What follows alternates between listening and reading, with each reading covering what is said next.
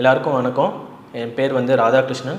நான் வந்துட்டு மதுரை மாவட்டம்லேருந்து வரேன். நடந்து முடிந்த குரூப் 2 எக்ஸாமில் வந்து நான் வந்துட்டு ஃபாரஸ்ட் டிபார்ட்மெண்ட் வந்து சூஸ் பண்ணியிருக்கேன். என்ன படிச்சிருக்கீங்க சார்?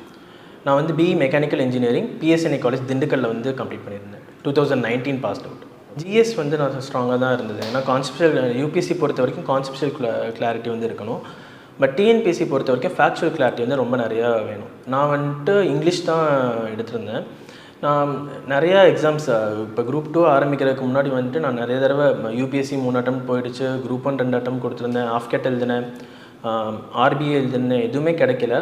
சரி இதுதான் நம்மளோட லாஸ்ட் பிரம்மாஸ்திரா மாதிரி நம்ம குரூப் 2 வந்து எடுத்துக்கலான்ற மாதிரி நான் இங்கிலீஷ் சூஸ் பண்ணியிருந்தேன். இங்கிலீஷ் வந்துட்டு நான் ப்ரிலிம்ஸுக்கு வந்துட்டு 100 கொஷின்ஸ் இங்கிலீஷ் இருக்கும். அதுக்கு நான் வந்துட்டு கொஞ்சம் விகரஸாகவே தான் படித்தேன். நான் தென்காசியில் வந்து உஸ்தாடின்னு ஒரு அகாடமியில் வந்துட்டு டெஸ்ட் பேட்ச் போட்டிருந்தேன். அவங்களோட யூடியூப் வீடியோஸ் பார்த்துருந்தேன். ரொம்ப ஹெல்ப்ஃபுல்லாக இருந்தது. நான் வந்துட்டு 100க்கு வந்து 97 கொஷின்ஸ் வந்து இங்கிலீஷில் போட்டிருந்தேன். ஓகே. இப்போ இங்கிலீஷ்க்கு நீங்கள் படித்த சோர்ஸ் என்னது சார்? பள்ளி பாட புத்தகங்கள் தானா இல்லை வேறு எதுவும் சோர்ஸ்லாம் படிச்சிங்களா? பள்ளி பாட புத்தகமே போதும். அதில் இருக்க ப்ரோஸ் போயம், அதுக்கு பின்னாடி இருக்க கிராமர் பார்ட் அது நம்ம ஆனால் அது வந்துட்டு ஃப்ரீக்வெண்ட் ரிவிஷன்ஸ். ஒவ்வொரு ப்ரோஸு போயுமே நான் வந்து குறைஞ்சது 50 தடவை நான் வந்து வாசித்துருந்துருப்பேன். ஏன்னா அதில் வந்து ரொம்ப சின்ன சின்ன மைன்யூட் கொஷின்ஸ் கேட்கும்போது நம்மளுக்கு தேவையான ஒவ்வொரு மார்க்குமே அதில் தான் வரும். ஸோ நான் அந்த மாதிரி பண்ணேன். எவ்வளோ காலம் தேவைப்படும் இங்கிலீஷ் நம்ம புதுசாக எடுத்து படிக்கிறோம் அப்படின்னா? இங்கிலீஷ் நான் படித்தப்போ வந்து சிலபஸ் வந்துட்டு வேறையாக இருந்தது. இப்போ வந்துட்டு கூடுதல் படுத்தியிருக்காங்க. கூட வந்துட்டு ப்ரோஸ் போயம் கிராமர் அதிகமாகவே வந்துட்டு இன்னும் ஆக்கியிருக்காங்க. அதனால் வந்துட்டு ஒரு 6 மந்த்ஸ் கண்டிப்பாக தேவை. ஓகே. மேக்ஸுக்கு எந்த மாதிரி ப்ரிப்பரேஷன் பண்ணீங்க, அதை பற்றி சொல்லுங்கள் சார். மேக்ஸ் வந்து நமக்கு லாஜிக்கல் ரீசனிங்கும் ஆப்டிடியூடும் இருக்கும். நம்மளுக்கு வந்து ஸ்கூல் புக்ஸில் இருக்கிறத வந்துட்டு நாங்கள் சால்வ் பண்ணால் போதும். டெய்லி பேசிஸில் வந்துட்டு 1 hour 2 hour வந்து நீங்கள் ஆப்டிடியூடுக்கு நம்ம ஒதுக்கிடணும். ஏன்னா நம்மளுக்கு வந்து டைமிங் வந்து கம்மி. நம்ம வந்து அந்த 3 hours இங்கிலீஷ் போடணும், மேக்ஸ் போடணும், ஜிஎஸும் போடணும். ஸோ நம்ம எவ்வளோ ஃபாஸ்ட்டாக நம்ம போடுறோன்றதை வச்சு தான் நமக்கு வந்து டைம் வந்து ஜிஎஸ்க்கு அலோகேட் பண்ண முடியும். ஓகே. இப்போ ஜிஎஸ் பொறுத்த வரைக்கும் நீங்கள் ஃபண்டமெண்டலாக நிறைய முன்னாடி யூபிஎஸ்சிக்காக படிச்சிருப்பீங்க. டிஎன்பிஎஸ்சிக்கு வந்த பிறகு என்ன புதிதாக நீங்கள் படிக்க வேண்டி இருந்தது? டிஎன்பிஎஸ்சியில் வந்து யூனிட் 8 யூனிட் 9 வந்து நம்ம புதுசாக தான் படித்தாகணும். Tamil society development administration of Tamil Nadu இது நம்ம புதுசாக தான் படித்தாகணும். அதுக்கு நான் கொஞ்சம் எக்ஸ்ட்ரா எஃபர்ட் போட்டு அதை நான் படித்தேன். ஓகே. இப்போ பாலிட்டிலாம் அங்கே படிச்சிருப்பீங்க. இப்போ ஜிஎஸை பொறுத்த வரைக்கும் ஸ்கூல் புக்ஸ் தாண்டி வெளி சோர்ஸ் புக்கும் நம்ம வாங்கி படிக்க வேண்டிய சூழ்நிலை இருக்கா? இப்போ இருக்க சூழ்நிலைக்கு இருக்க காம்படிஷனுக்கும் வேகன்சிக்கும் கண்டிப்பாக நம்ம வெளியில் படிச்சு தான் ஆகணும். அதுக்காக நம்ம வந்துட்டு ஸ்கூல் புக்ஸை தவிர நிறையா புக்ஸு போகணுன்னு அவசியம் கிடையாது. ஸ்கூல் புக்ஸை நல்லா தரவாக படிச்சுட்டு 1 or 2 புக்ஸ், இப்போ பாலிட்டிக்கு லக்ஷ்மிகாந்த், தமிழ் சொசைட்டிக்கு முடிஞ்சால் வெங்கடேஷன் புக், அது ரொம்ப முடிஞ்சால் தான். ஸ்கூல் புக்ஸ் ரொம்ப தரவாக இருந்தீங்கன்னா அதுவே சஃபிஷியன்ட் தான். ப்ரிலிம்ஸ் பொறுத்த வரைக்கும் நோட்ஸ் எடுத்து படிக்க வேண்டிய அவசியம் இருக்குங்க? ப்ரிலிம்ஸுக்கு நோட்ஸ் தேவையில்லை. நம்ம வந்துட்டு எவ்வளோ ரிவிஷன் பண்ணுறோன்றது தான் முக்கியம். ஸ்கூல் புக்ஸாக இருந்தாலும் சரி, வேறு புக்காக இருந்தாலும் சரி, நம்ம வந்துட்டு எவ்வளோ அதிக சோர்ஸ் படிக்கிறோன்றதை தாண்டி எத்தனை தடவை நம்ம வந்துட்டு ஒரு புக்கை நம்ம வந்து படிக்கிறோம், எவ்வளோ அது நம்ம அந்த ஃபேக்ட்ஸ் வந்து ரீட்டைன் பண்ணுறோங்கிறதுலாம் இருக்குது. அதனால் நம்ம நோட்ஸ் ப்ரிலிம்ஸுக்கு அவ்வளோவா தேவைப்படாது.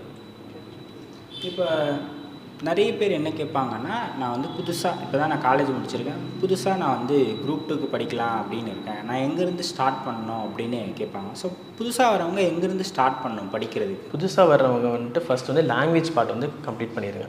ஏன்னா லாங்குவேஜ்லாம் நமக்கு வந்து ஸ்கோரிங் 100 மார்க்ஸ் வந்து நமக்கு லாங்குவேஜில் இருக்குது. அதில் நம்ம வந்து எவ்வளோ தூரம் எட்ஜ் வைக்கிறோமோ அதில் வச்சு தான் நம்ம வந்து ஜிஎஸ்சில் நம்ம வந்துட்டு கொஞ்சம் கம்மி பண்ணிக்க முடியும். ஏன்னா நம்மளுக்கு எல்லாத்துலேயுமே நம்ம வந்து முடிச்சுட்டு எக்ஸாம் போக முடியாது. லாங்குவேஜில் நல்ல ஹோல்ட் இருக்குது தான் நம்ம பார்க்கணும். லாங்குவேஜ் அண்ட் ஆப்டிடியூடே நமக்கு 125 கொஷின்ஸுங்கிறப்போ அதில் நம்ம வச்சுருந்தோன்னா அதில் நம்ம 125க்கு ஒரு 120 கிட்ட வச்சுருந்தோன்னா நம்மளுக்கு வந்து ஜிஎஸ்சில் வந்து நம்ம கொஞ்சம் நம்ம காம்பன்சேட் பண்ணிக்கலாம். ஓகே. நீங்கள் ப்ரிலிம்ஸில் எவ்வளோ கொஷின்ஸ் போட்டிங்க சார்? ப்ரிலிம்ஸுக்கு நான் வந்து 158 கொஷின்ஸ் போட்டிருந்தேன். ஓகே.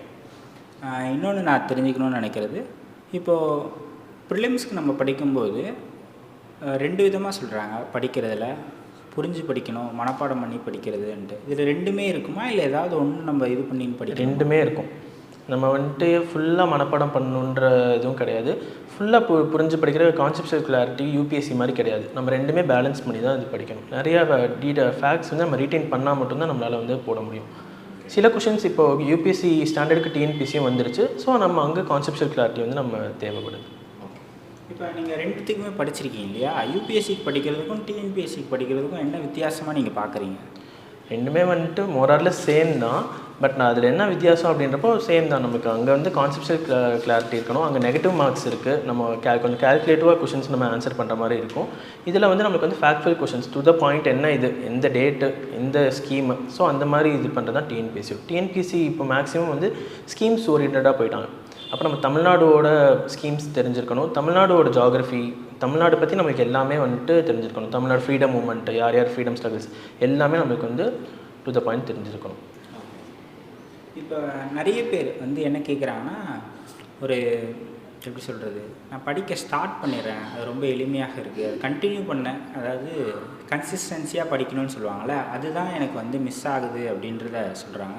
ஸோ கன்சிஸ்டன்சியாக படிக்கிறதுக்கு ஏதாவது மெத்தட் அந்த மாதிரி எதுவும் இருக்குங்களா? கன்சிஸ்டண்ட்டாக வந்துட்டு இங்கே இப்போ இருக்க டெக்னாலஜிக்கும் இதுக்கும் கன்சிஸ்டண்ட்டாக டீவியேஷன் இல்லாமல் படிக்கிறது வந்து ரொம்ப கஷ்டம். எல்லாருக்குமே, எனக்கும் இருந்துச்சு, எல்லாருமே இப்போ ரேங்க் வாங்கின எல்லாருக்குமே கண்டிப்பாக டீவியேஷன் இருந்திருக்கும். நம்ம படிக்கிற டைமை வந்துட்டு எவ்வளோ நேரம் படிக்கிறோம், 5 மணி நேரம் படித்தாலும் அதை நம்ம எவ்வளோ எஃபெக்டிவாக படிக்கிறோம். தேவையில்லாத சோர்ஸஸை, தேவையில்லாத புக்ஸை உட்காந்து டைம் வேஸ்ட் பண்ணுறதோட ரொம்ப முக்கியமானது நம்ம ப்ரீவியஸ் கொஷின்ஸ் அனலைஸ் பண்ணாலே தெரியும் எந்தெந்த ஏரியாவில் நம்ம ஃபோக்கஸ் பண்ணணும். அந்த ஏரியாவை கான்சன்ட்ரேட்டடாக படித்தாலே வந்து நமக்கு போதும்.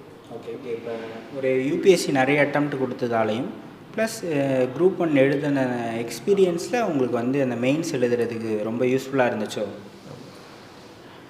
அது ரொம்ப யூஸ்ஃபுல்லாக தான் இருந்தது. நான் மெயின்ஸ் எழுதி பார்த்துருந்தேன். அதான் அப்போலோ நான் டெஸ்ட் பேட்ச் போட்டு நான் ஃப்ரீக்வெண்ட்டாக நான் வந்து டெஸ்ட் எழுதிட்டே தான் இருந்தேன். ஆன்சர் ரைட்டிங் அப்போலோ வந்து எனக்கு ரொம்ப நல்ல கைடன்ஸ் கொடுத்தாங்க. டெஸ்ட் மெத்தடாலஜியில், ஆன்சர் ரைட்டிங் மெத்தடாலஜியிலேருந்து ஃபீட்பேக் எல்லாமே எனக்கு ரொம்ப சப்போர்ட்டிவாக இருந்தாங்க. டைம் ஷார்ட்டாக இருந்தது, அது ஒன்று.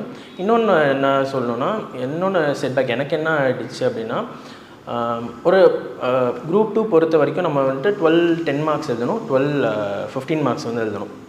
டைம் வந்து 3 ஹார்ஸில் 10 மார்க் கொஷின் வந்துட்டு 1.5 பேஜ் எழுதணும், 15 மார்க் கொஷின் வந்து 2.5 பக்கம் எழுதணும். ஒரு 10 மார்க்குக்கு டைம் வந்துட்டு நமக்கு வந்து 7 மினிட்ஸ், ஒரு 15 மார்க்குக்கு டைம் வந்துட்டு நமக்கு வந்து 9 to 10 மினிட்ஸ் நம்ம வந்து எடுத்துக்கலாம். இப்போ நடந்த குரூப் 2 எக்ஸாம் நான் மெயின்ஸ் எழுதும்போது எப்படி இருந்ததுன்னா, நான் ஃபஸ்ட்டு 10 மார்க் கொஞ்சம் பதட்டமாக இருந்தது. அங்கே பேஜும் வந்து கொஞ்சம் அதிகமாகவும் வந்து கொடுத்துருந்தாங்க. அப்போ நான் ஃபஸ்ட்டு 10 மார்க் எழுதிட்டு டைமிங் பார்க்கும்போது 7 நிமிஷத்தில் முடிக்க வேண்டிய கொஷின் நான் முடிக்கும்போது 11 நிமிஷம் ஆச்சு. ரெண்டாவது 10 மார்க் எழுதிட்டு பார்க்குறேன் 12 நிமிஷம் ஆச்சு. அப்போ நேரம் பற்றாக்குறை அதிகமாக இருந்தது. அது ஒரு முக்கியமான காரணம். அதனால் நம்ம நிறையா எழுதி ப்ராக்டிஸ் பண்ணி அந்த டைமிங்குள்ளே நம்ம வந்து முடிக்க பார்க்கணும். அந்த 7 நிமிஷத்தில் ஒரு 10 மார்க்குங்கிறது வந்து நம்ம ஹோலாக முடிக்கணும். நம்ம இன்ட்ரடக்ஷன்லேருந்து சப்மிட்டிங்லேருந்து போட்டு பாக்ஸ் போட்டு அண்டர்லைன் பண்ணி முடிக்கிற வரைக்கும் எல்லாமே 7 மினிட்ஸில் முடிக்க பார்க்கணும். அதுக்கு நம்மளுக்கு வந்து ரொம்ப ரைட்டிங் ப்ராக்டிஸ் ரொம்ப முக்கியம்.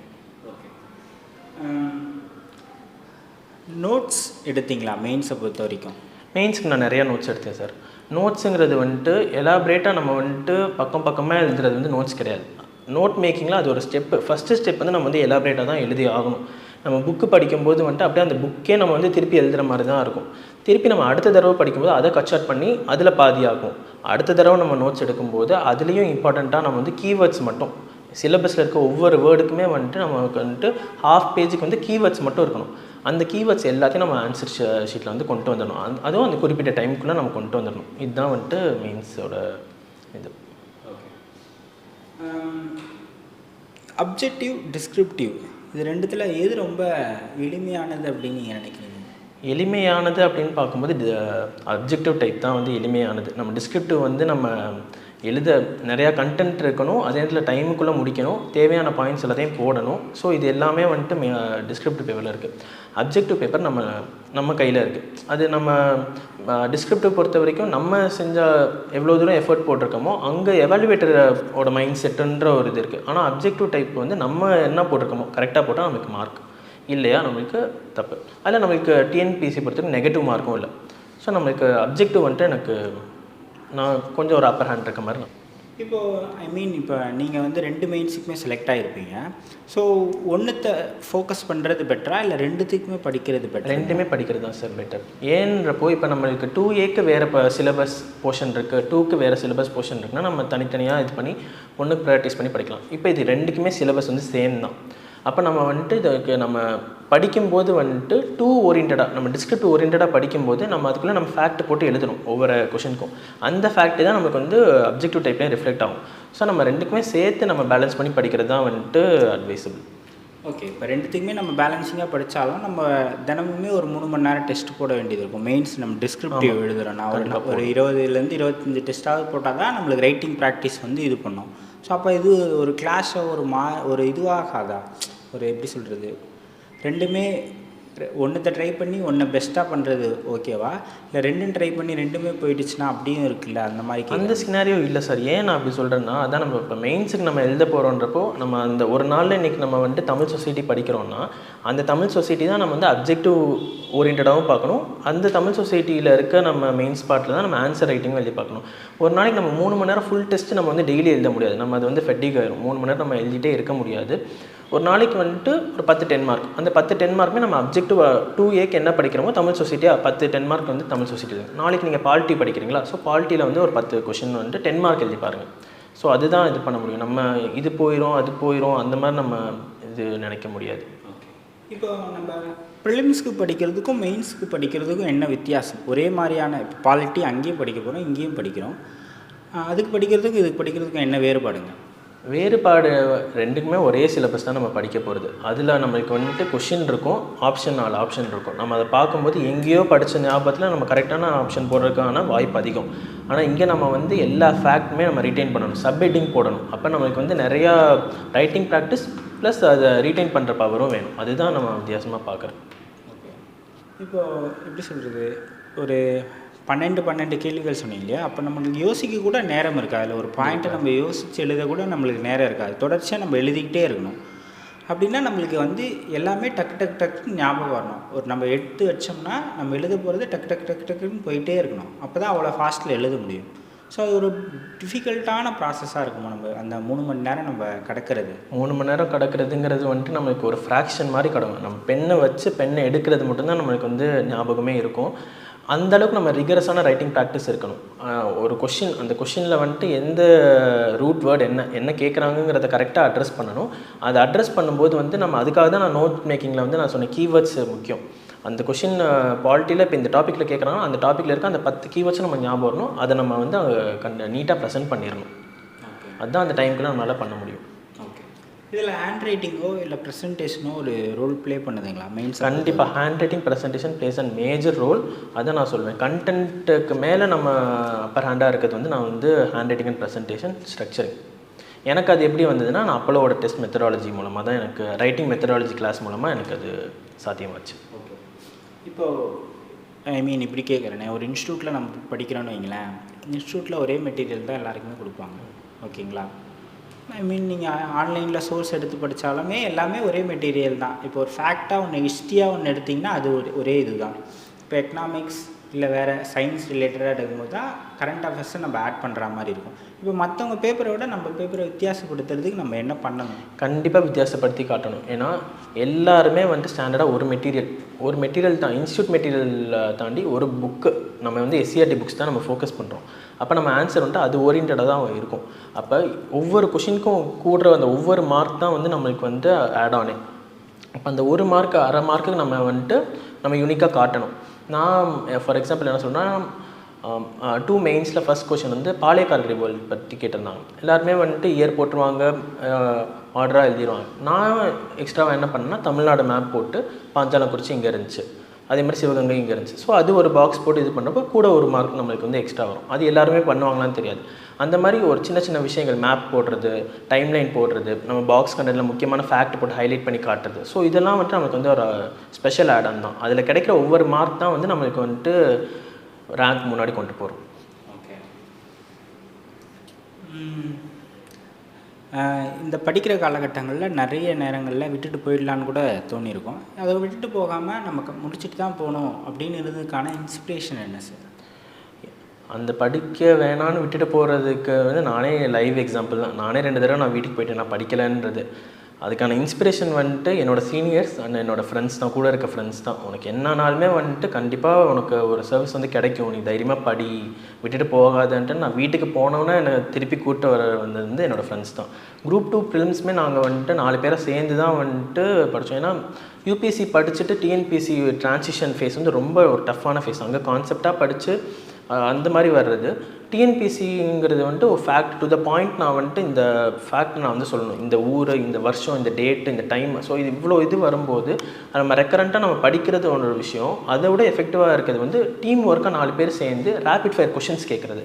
ஸோ அது எங்களுக்கு ரொம்ப ஹெல்ப்ஃபுல்லாக இருந்துச்சு. நாங்கள் 4 பேருமே சேர்ந்து மாற்றி மாற்றி கொஷின் கேட்டுட்டு இருக்கும்போது கரெக்டாக சொன்னாலும் அது நம்மளுக்கு நிச்சயம் ஞாபகம் இருக்க போது, தப்பாக சொன்னாலுமே வந்துட்டு ஆமாம் அன்றைக்கி நம்ம தப்பாக சொன்னோம், அது திருத்தி இப்படி சொன்னாலும் அது நம்மளுக்கு நிச்சயம் ஞாபகம் இருக்கும். ஸோ டீம் ஒர்க் வந்து ப்ரிலிம்ஸ் பொறுத்த வரைக்கும் ரொம்ப மேஜர் ரோல் வருது. இப்போ நோட்டிஃபிகேஷன் வரும் இல்லையா, ஒரு எக்ஸாமுக்கான நோட்டிஃபிகேஷன். அந்த நோட்டிஃபிகேஷன் பீரியட்லேருந்து எக்ஸாம் நடக்கிறதுக்குள்ளே அந்த இடைப்பட்ட காலகட்டத்தில் என்னென்ன மாதிரியான மெத்தட்ஸில் நம்ம வந்து படிக்கணும், அதாவது என்ன பண்ணணும் அந்த காலகட்டத்தில்?